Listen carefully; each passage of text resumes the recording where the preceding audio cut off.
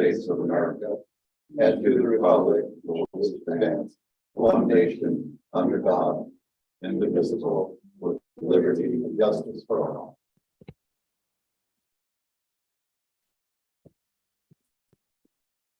Right off the bat, the first thing, order of business for us today is a public hearing with regards to the City of Toledo Land Development Codes, Section 16.06, 17.02, 17.03, and 20.02, which yes, you can say it all.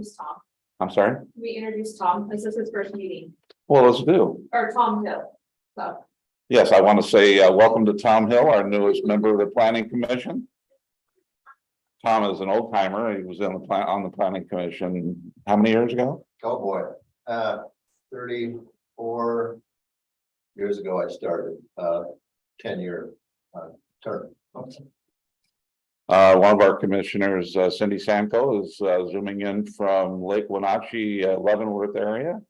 And another, Brian Dennis, is recovering from COVID and he's zooming in from his home. Nora Davis on my left, and I'm Steve Birch. Do you want to conduct the meeting or have I just wanted to. Todd go ahead and start this hearing? Thank you, sir. Tonight, for the first item on the agenda is a public hearing for revisions to the timeline. And this is basically just changing the timelines to something that is still development responsive and in line with a lot of the adopted codes and rules that are in place for processing those. So basically giving the city an adequate amount of time to process those, but not going so far as to slow or cripple development any more than is absolutely needed to do the process. So I believe that you've already had a lot of discussion on these previously. Would you like to go through these changes one by one? We probably should. Okay. There are some folks that are And then after online. the staff report, then you can open up for public testimony, if any, and then close that, have planning commission deliberations and take action if you see fit.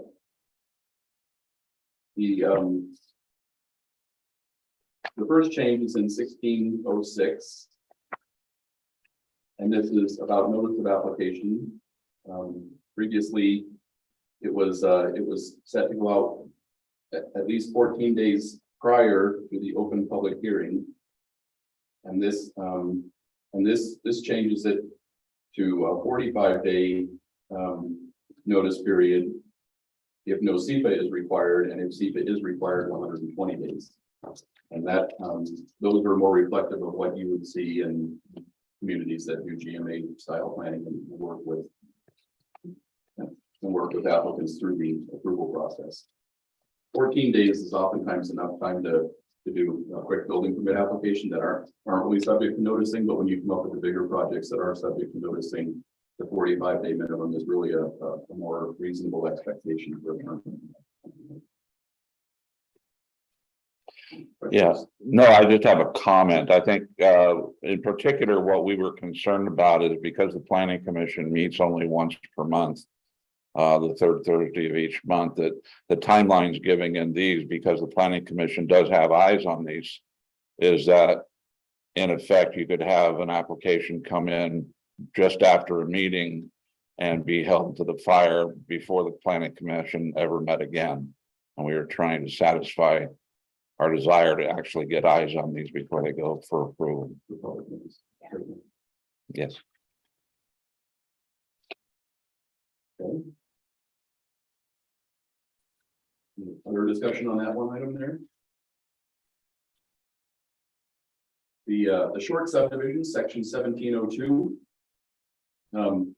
required that the city approve of a short plat within 28 days. And again, there with the SEPA, which is oftentimes required with short plats or plats, that 28-day timeline wouldn't be feasible even with the public, because the SEPA typically requires a 14-day for a DNS or a 21-day comment period for an MDNS. So both of those timelines wouldn't have fit and allowed any meaningful review of the application, and also didn't line up with planning commission dates, since planning commission is is review authority for all planning applications. So they're again changing that from 28 days to 45 days if no SEPA is required, and 120 days if SEPA is required. That's very consistent with what we see in other areas. Any questions or comments, discussions?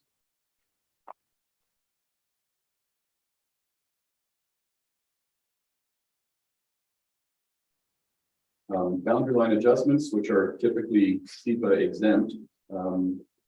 Just, I think the change to that one was only because of the 30-day spacing of the planning commission meetings. Correct. So the planning commission could have some meaningful input on those, because 28 days might, if someone applied for one the day after you had a meeting, the city would be required to issue a decision before you had another meeting. So, and that would be a full-on decision. Boundary line adjustments are not subject to SEPA if they're just proposed by themselves. So there's no need for a SEPA comment period, and oftentimes there's no need for a public comment period on boundary line adjustments either. One question, Sure. item D, under 1703. The city clerk treasurer shall review the completed application. In other places where the city clerk treasurer is mentioned, it's with or designated representatives. Does that not apply to D? Well, in this case, it doesn't apply in the city of Toledo. It's the clerk treasurer who has the code directing responsibility. They can still request other people review those and offer them comments, but it is still their decision to make. Yeah. And that is, but you're right. In other jurisdictions, oftentimes it'll be, the city manager, the clerk treasurer, or their designee, and that actually allows a third party, like a paid consultant, to issue the decision on behalf of the city, presumably with city review still, but that would allow somebody other than the clerk treasurer to actually issue the decision. Okay. I just wanted to show it. Yeah, no, that's good. And that's actually a good catch. As you all continue to grow, you might see that need to make those changes in the future, but not part of this code change tonight. Thank you. Any other questions or discussion on that one? City council review under section 20.05.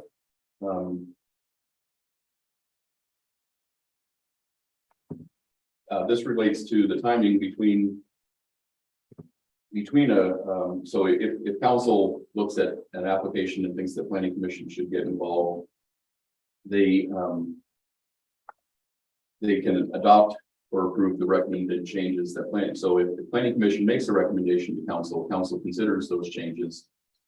This adjusts the timelines that they have to actually issue a final decision. And here it's from 90 days, which is typical for development applications, like for site development reviews and short plats and other things. The 180 days is actually the state mandated timeline that's in the WACs for city code. So that's the longest you could take. And having that outer boundary like that makes you consistent with state law, but it doesn't mean you have to take that long. So if you're able to get it done faster, you can. But if you needed to, at least now your code is up to date so that council could have the full state mandated timelines if an application is complicated. So that does add that flexibility in there, and it puts in a 90 takes it from 90 to the full one. I believe that discussion was had when we were considering this, so it doesn't have to take 180 days, but it could.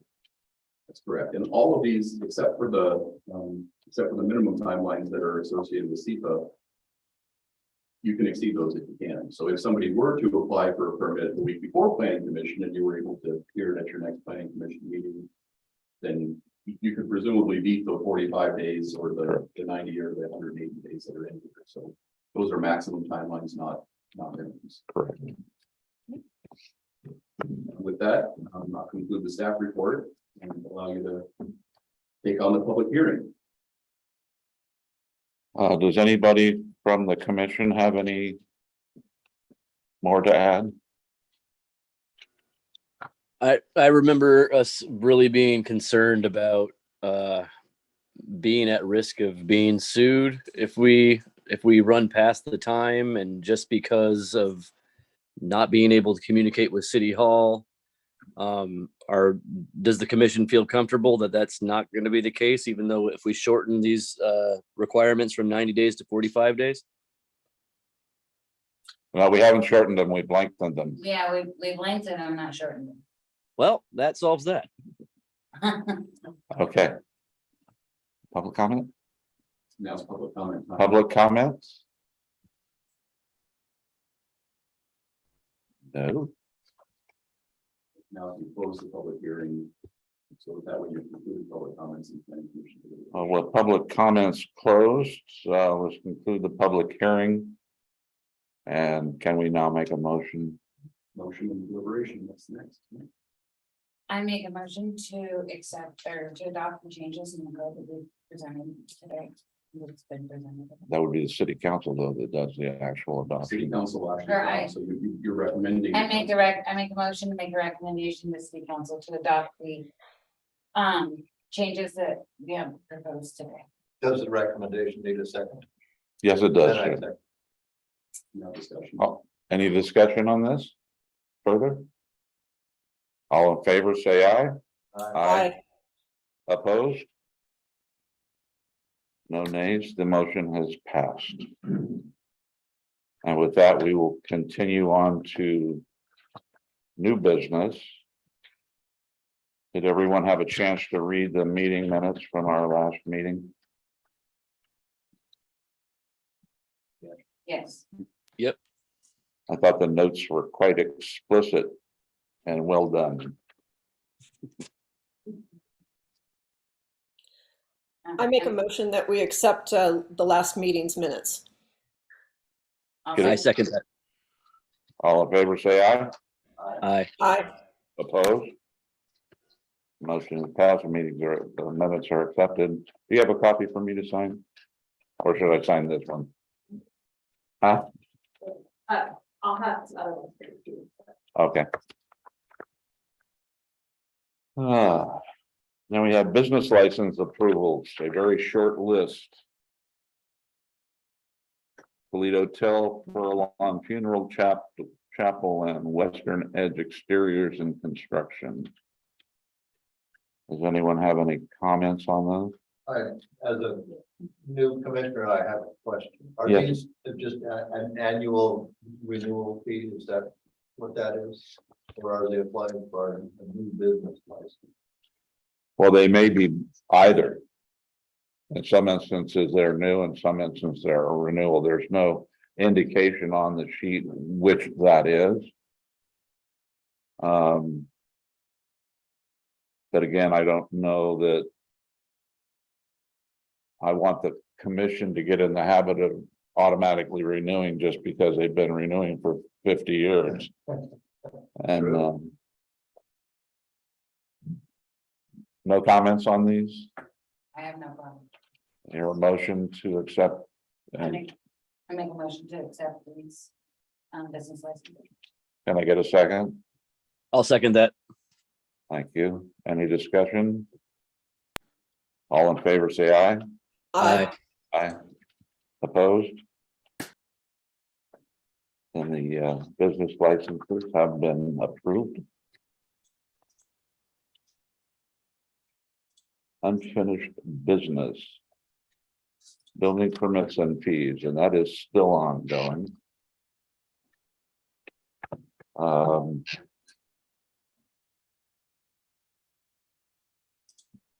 I did want to make one comment here that we have a DNS for roadway ordinances that we intend to have a public hearing on next meeting. And determination of non-significance has been prepared.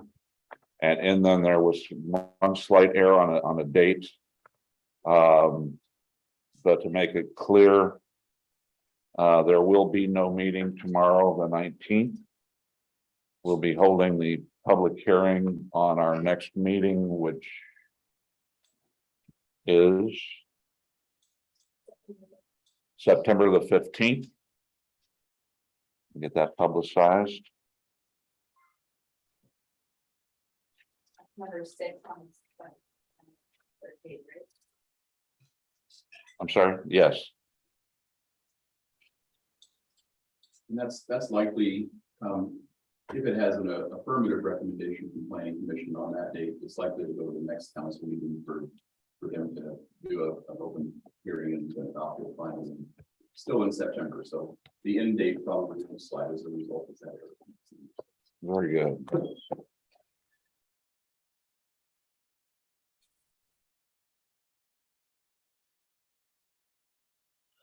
Steve, is it appropriate to talk about your meeting with Robert in Winlock? I don't see why not. We At held a meeting with Robert Webster, thank you. Who is the planning and development head for the city of Winlock. He's also their chief inspector. And he handles their building permits and plan review. And through an ILA with the city of Winlock, we will be able to use his services for Toledo to take over the process of issuing our own building permits and other fees. He brought to us a series of documents that we are going to be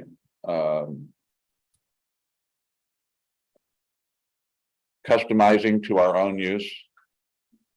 And Shelley's got those to bring us into the 21st century of real fees for the things that we provide services for. And I think when that time comes, we'll probably end up. I'm sorry. We'll do a workshop on that. I know that we want to go through this to make sure that we have all our I's dotted and T's crossed, but from what he indicated and from what we were able to determine, the city of Toledo should be able to take over its own planning processes, which should bring some money into the coffers, which is the part of the deal here, is because we were giving away our services prior to that. And I think more will be forthcoming once we have an opportunity to do the customization that we want to do.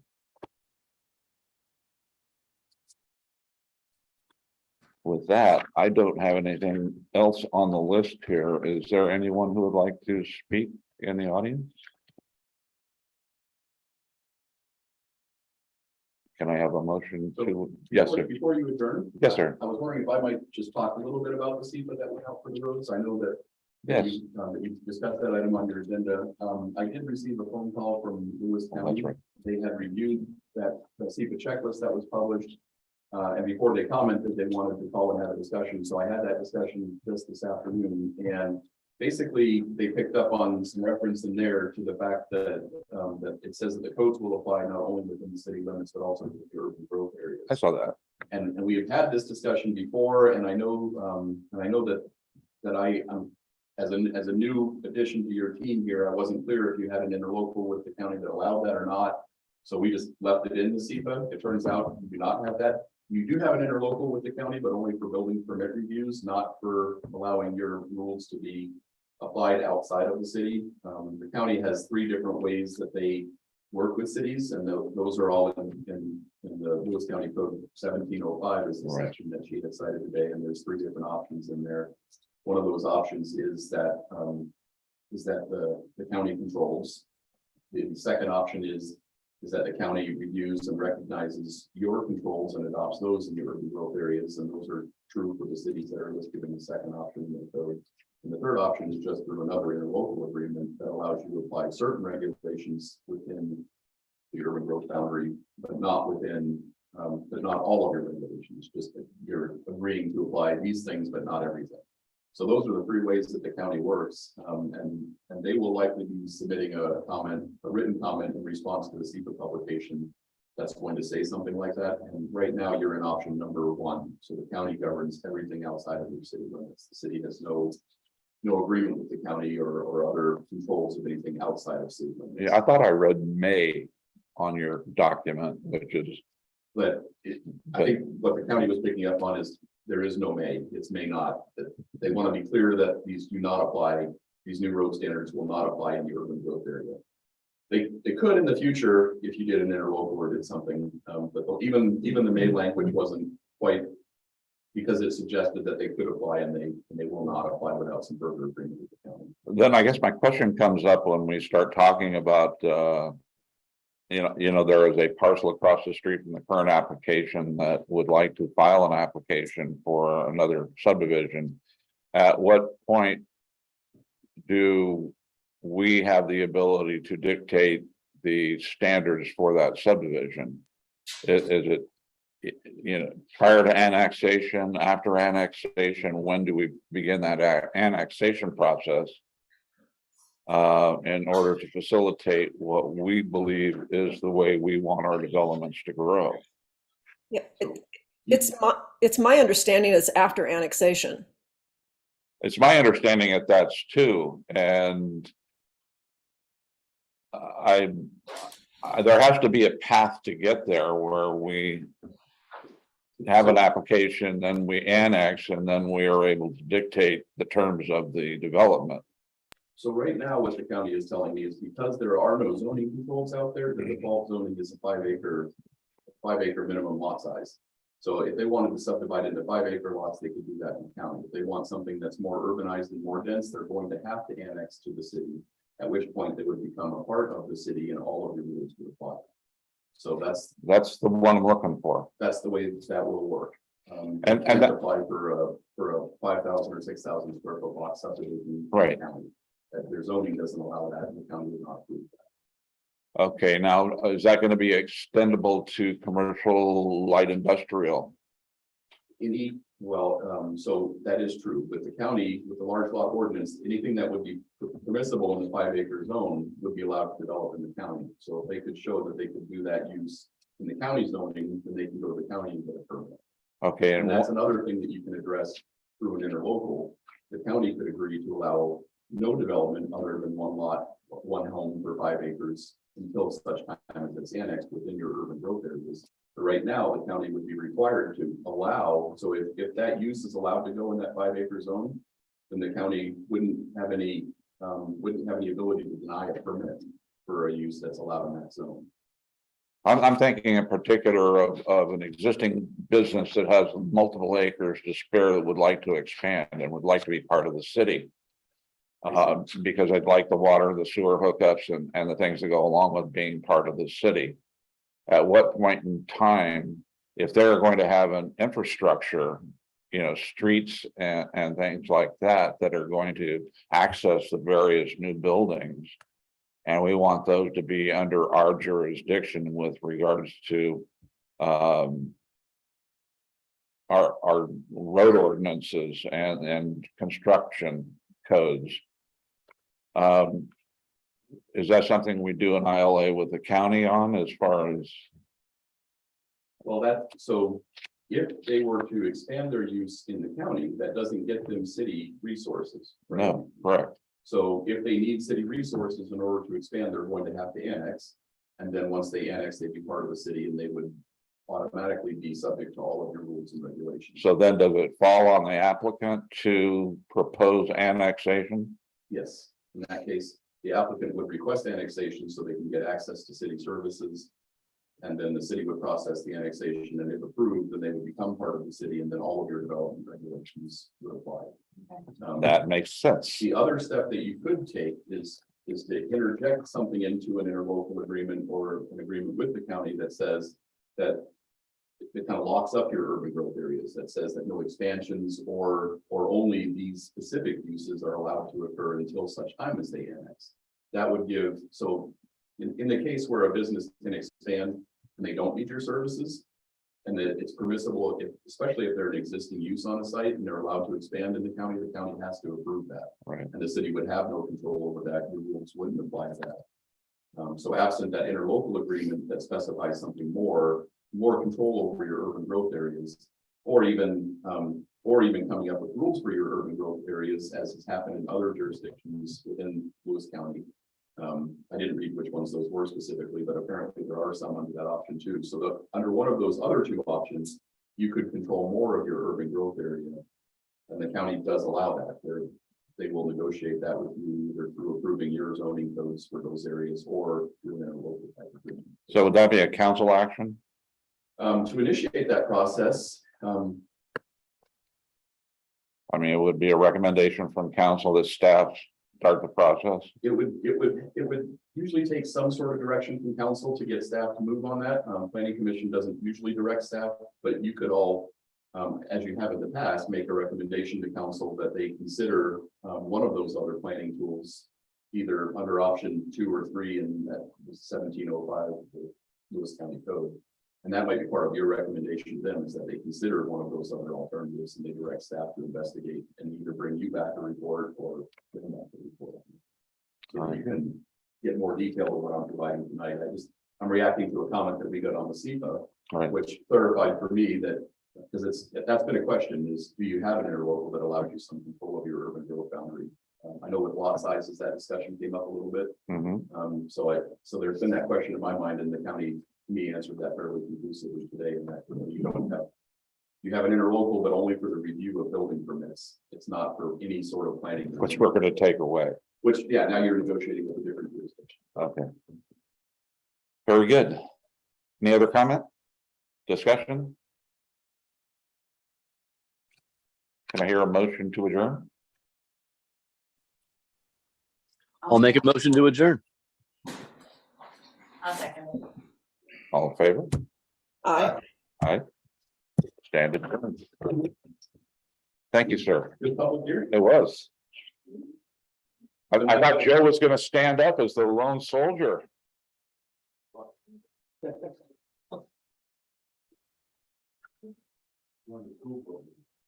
Ah.